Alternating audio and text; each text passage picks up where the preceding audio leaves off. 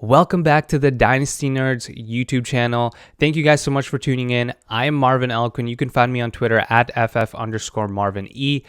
And we made it, you guys. We are just a few days away from the NFL draft, which means we will finally have landing spots for all of these rookies that we've been researching and diving into over the last couple of months or even years. And I'm excited for it. But of course, with these rookies coming in, they will change the dynasty landscape in one way or another. So in this video, I will highlight 3 players whose values could change depending on what their teams do in this year's NFL draft.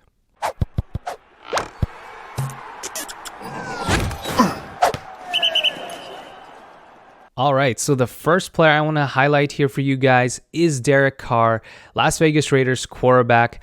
I believe his value could drop and even increase depending on what the Raiders do in this year's draft. And I want to highlight 2 reasons why that could be the case. Now, the first one is relatively obvious. Ian Rappaport a couple of days ago reported that John Gruden and this team, they did extensive research on the top quarterbacks in this class. Now, they currently have 4 picks in the first 3 rounds. It's possible they use one of those for a quarterback. Now, the question is, if they want one of the top 5 quarterbacks, are they willing to trade up to draft Derek Carr's successor? And considering the draft board right now and where some of these quarterbacks are projected to go, the top 5 will go within the top 10 and likely will not be available at 17th overall. Now, I think the better question is, though, will they need an upgrade from Derek Carr? Now, if we look at his 2020 season, he actually had a pretty solid year, even for fantasy, if we take a look at that. He finishes the QB11 in passing yards, QB6 in yards per attempt with 7.9, QB11 in passing touchdowns with 27, threw only 9 interceptions, and he also was the QB9 in completion percentage over expected with a positive 2.8 in that metric. And you'll hear me talk about this metric a lot when referring to quarterbacks because it does correlate well to fantasy success for that position. And what it essentially does is it grades a quarterback's accuracy based on the difficulty of the throws that they attempt. So the fact that Derek Carr graded as a top 9 quarterback in that metric is pretty impressive. And so in my opinion, they don't necessarily need a quarterback. Of course, Derek Carr isn't the most flashy and the quarterback with the most upside, but he will get the job done. Now, he's currently my QB 27 in Dynasty, and of course that ranking will drop if they do draft a young quarterback to replace him. But in my opinion, there's a different move that they need to make here that could potentially boost Derek Carr's dynasty outlook for me.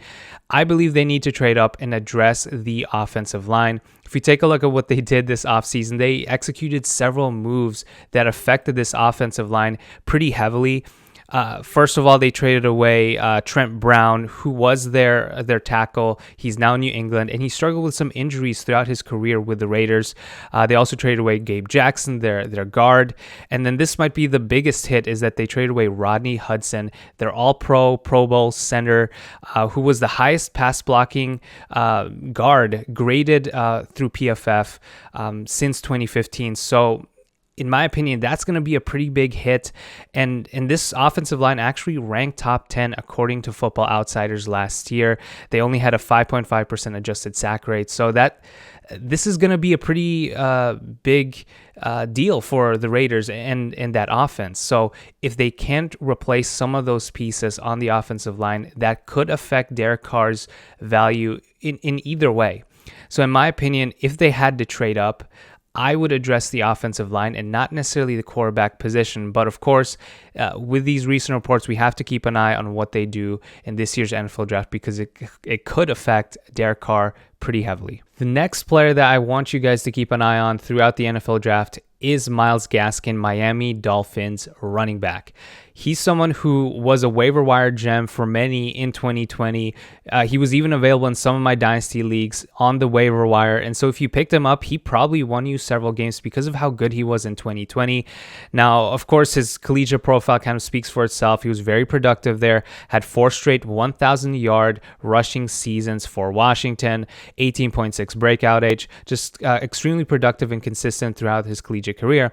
But in his rookie year, he didn't do all that much in the NFL. He did flash with some upside towards the end of the year with 2 top 32 finishes at the running back position. And it wasn't until really his 2020 campaign where he really broke out and became fantasy relevant, even with some of the injuries and Jordan Howard and Matt Breida also in Miami that year. Now, if we take a look at his stats last season, he was just pretty consistent and dominant. He was the RB12 in PPR points per game, RB10 in opportunities per game with 18.9, and that's rushing attempts and targets, RB4 in receiving yards with 38.8 yards, so that's pretty impressive right there. Finished as the RB2 or better in 80% of his games, just absolutely consistent game to game. And now when you look at these stats, you might think the Dolphins don't really need a running back, but really Gaskin benefited from the volume that he received. Wasn't necessarily the most efficient guy last year among running backs. So heading into the draft, I believe the Dolphins could draft a running back pretty high in the first round or maybe even in the second round. Now, the Dolphins have 4 picks in the first 2 rounds, so that's pretty significant. They've been linked to Najee Harris, who I think would be a tremendous fit there. And it really is an outstanding landing spot for a running back. When you take a look at what the Dolphins did last year when they committed to one running back, so the lead running back had at least 60% of the running back opportunity share, they averaged about 20.7 touches per game. That's the kind of volume that you want a rookie running back to have, or a veteran running back. So if Myles Gaskin remains the leader there, his value will be solid, and he should have several solid games and productive games for fantasy managers. Now, I believe, though, that Najee Harris is obviously in a different tier. He would be absolutely dominant in that offense. And considering they already invested in Malcolm Brown as well, Gaskin is only a 7th-round pick, and we know draft capital is the strongest indicator for fantasy success. I wouldn't be surprised if they drafted a running back here. And so expect them to draft someone at 18th overall, perhaps, maybe even 36th overall. And so whether it be Najee, Etienne, or Javonte, I think they will be very, very productive in this offense. So keep an eye on that, because I think Gaskin has some sneaky value if he can be the lead running back for this offense. But currently, all signs point to the Miami Dolphins drafting a running back, which would essentially drop Myles Gaskin's value into nothing more than the high upside backup running back for Dynasty. The last player I want to highlight for you guys is Hollywood Brown, Marquise Brown, Baltimore Ravens wide receiver. And he's coming off of a 2020 campaign where he set career highs across the board when you look at target share at 25%, receiving yards was 769, 58 receptions. Yet the increased volume did not necessarily translate into fantasy production. And as we all know, that's because of the Baltimore Ravens offense and their run-heavy offense. They ranked dead last in passing rate at 45% last year, averaged only about 27 passing plays per 60 minutes. And so while a 25% target share should lead to wide receiver 1 upside, that wasn't the case for Brown. He was only the wide receiver 48 in PPR points per game with 11.4. He wasn't even the lead receiver on his own team, with Mark Andrews averaging a 25% target share, about 6.4 targets per game, which led the team. And to put into perspective how this offense caps Marquise Brown's upside, Brown was only one of 13 wide receivers last year who averaged a greater than 0.6 weighted opportunity rating. What is that metric? It essentially combines air yards and target share into one number. And so the fact that he ranked as a top 13 receiver in that metric is pretty impressive. Yet among those 13 receivers, Marquise Brown ranked dead last in yards per game with only 48.1. Every other receiver exceeded 60 yards per game in 2020. 9 of the 13 wide receivers on that list averaged more than 70 yards per game. So this shows that his volume relative to his team should translate into fantasy production, but it's because of that offense that his upside is just very, very limited. And it could be limited even more here with the NFL draft in a very deep and talented wide receiver class. Now, for the Ravens, wide receiver isn't their only need. They could use an edge rusher. They just traded away Orlando Brown, so they could use an offensive tackle there. But they do have 5 picks in the first 3 rounds, and I would not be surprised at pick 58 if they drafted a wide receiver there, whether that be Rashad Bateman, Elijah Moore, or Rondell Moore, who could slip in the draft maybe into the early mid-second round.